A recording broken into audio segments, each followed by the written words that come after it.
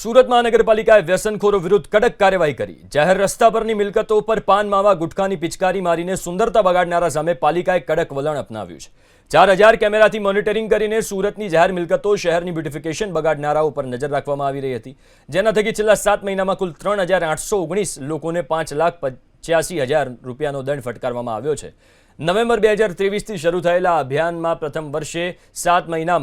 આ વર્ષે પ્રથમ 7 મહિનામાં જ અંદાજિત 4000 લોકો ગંદકી કરતા ઝડપાયા છે।